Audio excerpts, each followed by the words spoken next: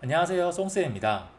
자, 이번 시간에는 기관사 중에서 철도 기관사에 대해서 한번 알아볼 텐데요.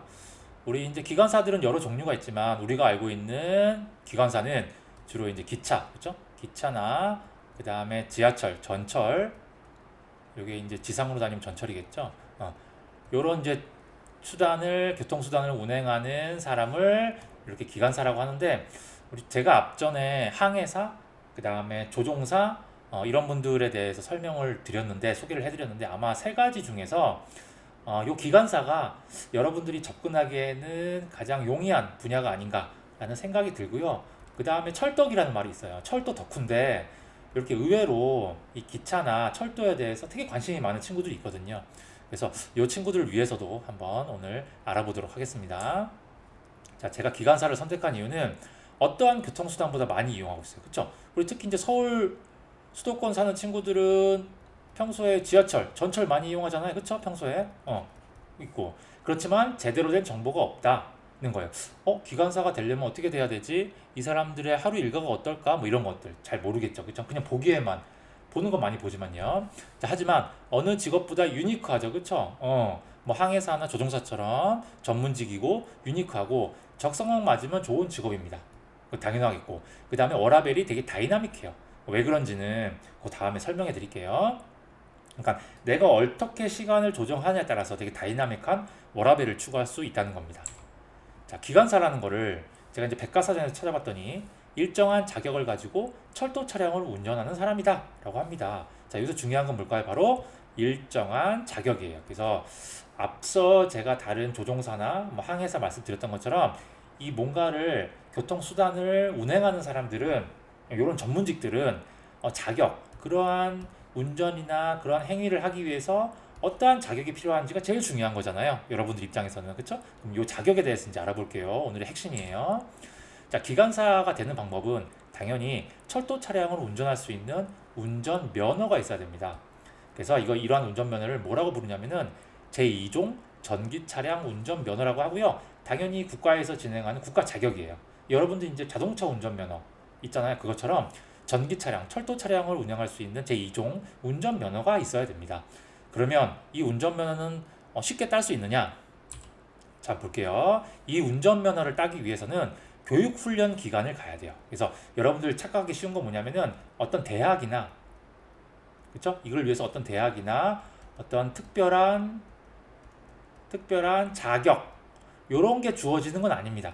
그래서 제가 접근이 더 다른 것보다 용이하다고 한 이유가 그거예요. 항해사 같은 경우는 뭐 해양대학교라든지 그런 데 가면 유리한 것처럼, 그렇지만 철도 기관사는 그렇지 않아요. 그래서 교육 훈련 기관이 있는데요. 요렇게 전국에 있어요. 그래서 각 대학마다 보시면 한국교통대에 있는 철도 HRD 센터라고 하는 교육 훈련 기관. 그러니까 뭐라고 생각하면 되냐면은 우리 이제 평생 학습 기간이라고 생각하면 돼요. 그러니까 평소에 직장 일을 하면서 다니면서 배울 수 있는 기간을 우리가 평생 학습 기간이라고 하거든요. 그런데 평생 학습 기간인 듯한 성격을 보이지만 조금은 전문적인 기간이라 보시면 됩니다. 그래서 우송대학교, 동양대학교에 있는 각각의 철도 이름은 조금씩 다르지만 철도 아카데미, 철도 사관학교라는 곳에서 이렇게 교육훈련기관에서 교육을 받아야 돼요. 네, 기본적인 게 그렇습니다. 여기서 이제 여러 가지 과목을 이수해야 되는데, 보시면 전기 차량 운전면허를 획득하기 위한 자격 요건은 교육과정 680시간을 이수해야 되는데, 이 보시면 일단 이론 교육은 270시간, 그 다음에 실무 교육을 410시간 이렇게 받아야 돼요. 그래서 이론 교육 보면은 철도 관련 법이 있고요. 그 다음에 철도 시스템, 그 다음에 이제 전기 자동차의 구조 기능 알아야 되고요. 그렇죠? 운전 이론, 그죠? 운전을 해야 되니까 실제적인 실무 운전 이론, 그다음 비상시 조치, 오류 예방 이런 것들에 대한 교육을 이렇게 받고요. 그 다음 이제 실제 운행합니다. 실습 교육, 그다음 모의 비행, 운행 훈련, 그다음 비상시 조치 등과 같은 실제 교육을 이렇게 받아서 보시면 이론 교육보다 실무 교육이 훨씬 크죠. 비중이 훨씬 크다고 볼 수 있고요. 이런 훈련 기간 아카데미를 다녔을 때 최소 6개월입니다. 최소. 그러니까 속성으로 했을 때도 최소 6개월에서 보통 1년 정도의 시간이 걸리고요. 당연히 플러스 알파 교육비가 어느 정도 많이 들어간다라고 보시면 됩니다. 자, 이렇게 하면은 시험을 볼 수 있는 자격이 주어지고요.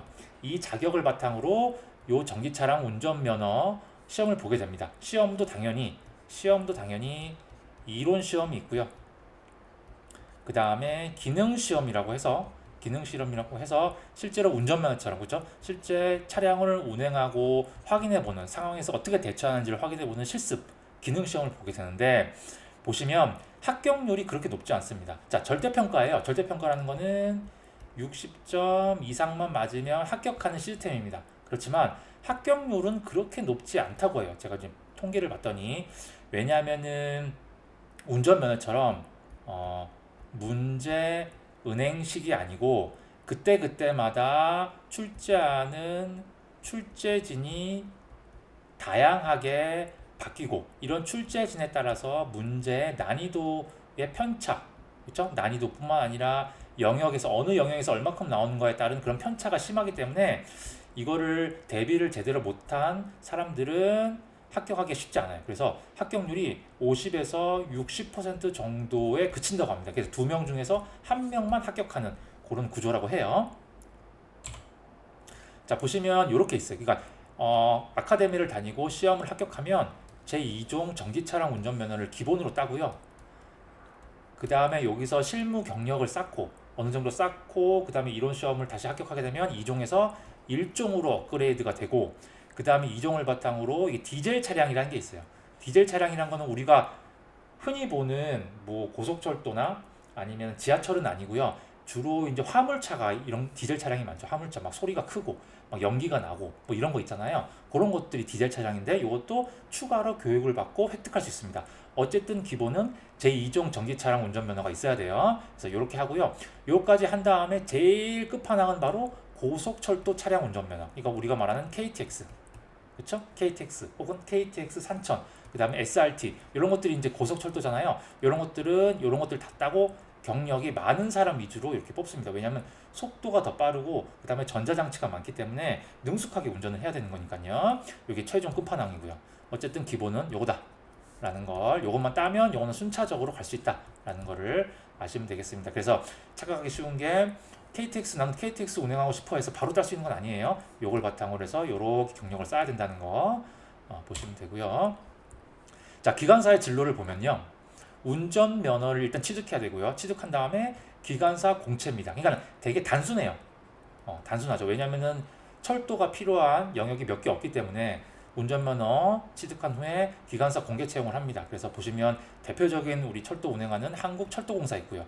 그 다음에 요즘에는, 옛날에는 한국철도 혹은 뭐 코레일, 그쵸? 코레일 이런 데서 다 했지만 요즘에는 민간 철도 되게 많잖아요. 그쵸? 전철에서도 뭐 호선 같은 거 보면은 신분당선이니 뭐 이런 것들은 다 민간이잖아요. 그래서 민간 철도 되게 많아요. 그래서 민간 철도 각각에서 공개 채용을 하면 여기서 이제 시험을 봐서 채용을 해서 합격하는 경우가 있고요. 그 다음에 추가로 또 플러스 알파 뭐가 있냐면, 이것도 틈새 전략인데 전용 철도를 운영하는 기관들이 있어요. 예를 들면은 시멘트 제조사, 철강회사, 석유화학회사, 석탄회사, 이런 회사들은 뭐예요?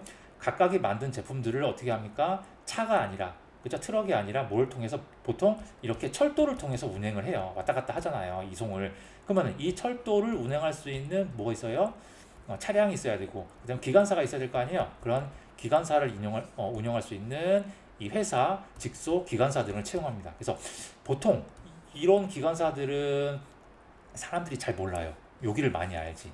그쵸? 그렇기 때문에 이것도 틈새 전략일 수 있어요. 이것도 한번 보시면 되고요. 이것도 의외로 재밌습니다. 사람을 태우고 다니진 않지만 이런 화물들을 태우고 다니기 때문에 약간 외로울 수 있지만 어쨌든 더 메리트가 있기도 하죠. 채용에 있어서.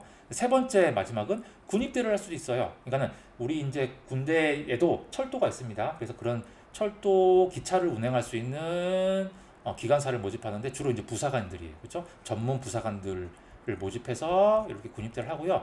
이런 부사관들은 자격증이 있고 전문직이기 때문에 내가 퇴직할 때까지 그렇게 운행을 할 수 있습니다. 한 가지 단점은 뭐냐면은 군인이기 때문에, 그렇죠? 군인 특유의 그런 환경에 잘 적응해야 된다라는 그런 차이가 있겠죠. 그 다음에 이제 군대들은 주로 이제 산악 지역, 시골에 있고 이러기 때문에 그런 것만 잘 확인하면 될 것 같습니다.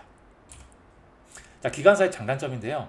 장점은 가장 중요한 건 남들이 하지 않는 특수 직업, 그렇죠? 그러니까 넘볼 수 없어요. 난 저거 하고 싶어 해서 할 수가 없는 거예요. 전본성. 그 다음에 안정적인 직장이죠. 그렇죠? 이거는 전문직의 특징이에요. 안정적인 거. 그렇죠? 누구는 넘볼 수 없는 전문직이기 때문에. 그래서 또 전국을 누비는 철도기관사. 이게 이제 약간 철덕들의 이유가 되겠죠. 그렇죠?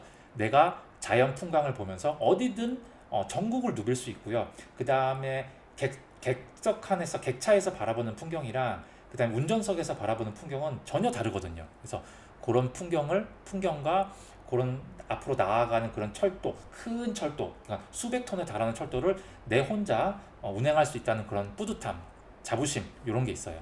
이게 제일 중요하지. 장점의 장점, 그렇죠? 가장 큰 장점이라 볼 수 있고요. 그 다음에 업무에 대한 부담이 없습니다. 그러니까 이거는 책임감은 철도를 운행할 때만 있고, 그러니까 철도 운전석을 벗어나면은 그때부터는 책임감은 없죠. 왜? 승객들이 내리고 화물을 싣고 내리면 끝이니까 그 다음부터는 그 외의 것은 없어요. 그죠? 그러니까는 철도 운행하는 날짜 외의 날짜들은 자유롭게 철도 생각도 안 하고 즐길 수 있다라고 그렇게 보시면 됩니다.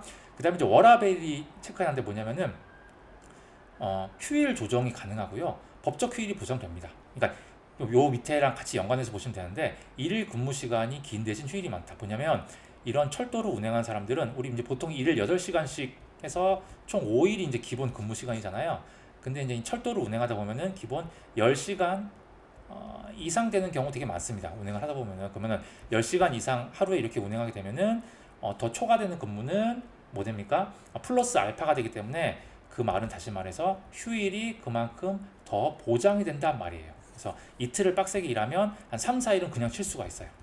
그래서 이런 걸 잘 조정하면은 평일에 더 긴 시간 동안 가족들과 여행도 다니고 쉴 수 있고 다른 취미 생활도 할 수 있다라고 보시면 되고요. 단점은 당연히 이거는 운행하는 사람들의 가장 큰 특징이죠. 몸 컨디션 항상 최상 유지. 그렇죠? 그다음에 근무 시간이 불규칙해요. 이거는 이제 운행의 시간이 이렇게 스케줄이 나오기 때문에 이거는 뭐 버스 운행이든 비행기 운행이든 비슷한 것 같아요. 그렇죠? 시간이 불규칙합니다. 그래서 이제 책임에 대한 부담감, 특히 이제 객차, 그러니까 뒤에 승객들을 수백 명, 수천 명을 싣고 다니는 기관사들은 자기의 책임에 대한 부담감이 있죠. 그 다음에 이제 철도는 한 가지 큰 특징이 뭐냐면은 요즘엔 좀 스크린 도어가 설치되어 있어서 덜한데 이렇게 1년에 한두 사람씩 이렇게 철도에 뛰어내려서 자살하고 이런 사람이 있는데 이런 것과 마주치게 되는 기관사들은 이 트라우마가 되게 심했대요. 근데 요즘엔 좀 덜한데 그런 것들이 좀 있고요. 그 다음에 매너리즘이 뭐냐면은 철도 운행을 하는 거니까 이게 이제 처음에는 되게 좋지만 어느 순간 몇 년이 넘어가면은 나 혼자 운행을 하고 철도끼리 똑같기 때문에 이거에 대한 매너리즘이 있어요. 그쵸?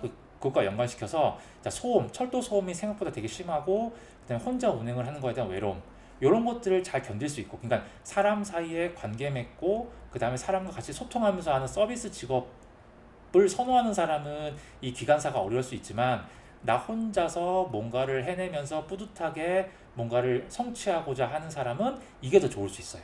그러니까 이거는 성향의 차이입니다. 자기의 성향을 잘 구분해서 나는 어디에 맞는지를 보시면 되고요. 연봉은 평균 6천에서 7천 정도가 있어요. 왜냐하면 이제 보통 기관사들은 공기업, 그렇죠? 철도공사, 코레일과 같은 공기업이 대부분 속해 있기 때문에 요 정도를 받습니다. 그렇지만 뭐라고 생각하시면 돼요? 평생 직장이라고 본다면 이게 그렇게 적은 연봉이 아니다라는 걸 알 수 있겠죠. 전망은 보시면 사물, 화물의 운송에서 철도는 가장 오래된 역사고요. 항상 수요가 필요했습니다. 지금도 그렇고 미래도 그럴 거예요. 철도의 수요는 필요하고요. 면허를 위한 특별한 자격 요건은 없어요. 그래서 누구나 지원해 볼 수 있다. 그러니까는 문턱이 낮다는 거. 그러니까 그만큼 누구나 도전해 볼 만하다는 거. 그래서 성적에 상관없이 일단은 도전해 볼 만하다는 거에 있어서 여러분들 한번 생각해 볼 수 있어요. 그래서 전문직, 그렇죠? 면허가 있어야 되니까 그렇죠? 운전 면허가 있어야 되니까 전문직으로서의 역할은 지속될 것이다 라고 이렇게 보시면 됩니다. 자, 그래서 제가 적어놓은 거는 시민들의 발이 되어주며 남들이 못 해본 일을 할 수 있는 직업이 바로 기관사고요. 그러니까 문턱은 낮고 그렇지만 성취감은 다른 여타 직업보다 높다라는 점에서 여러분들한테 큰 매력으로 다가올 수 있을 거라고 생각합니다.